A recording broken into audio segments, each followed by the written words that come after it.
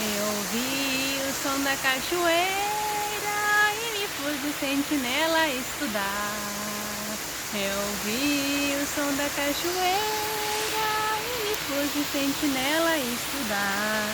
Eu compreendo que é água e é pedra, queda d'água bate nela e faz chuar. Eu compreendo que é água e é pedra, queda d'água bate nela e faz chuar.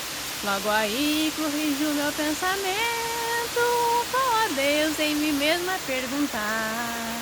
Logo aí corrijo meu pensamento, com a Deus em mim mesma perguntar.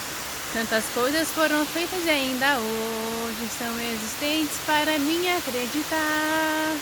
Tantas coisas foram feitas e ainda hoje são existentes para mim acreditar.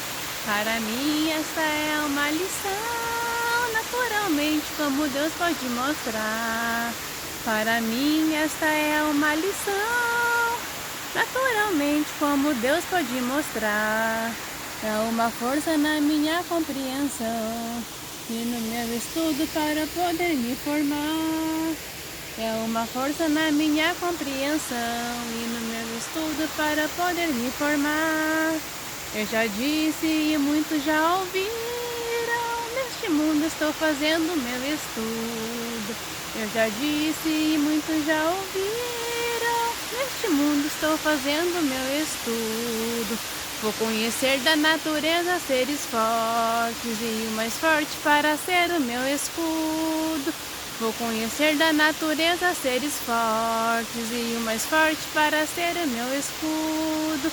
Este ser que eu tenho em minhas mãos, aplaudido sempre no meu coração. Este ser eu já tenho em minhas mãos, aplaudido sempre no meu coração. É um ser que todos a ele se curvam e se encerra em nosso pai e nossa mãe. É um ser que todos a ele se curvam e se encerra em nosso pai e nossa mãe. Viva a natureza!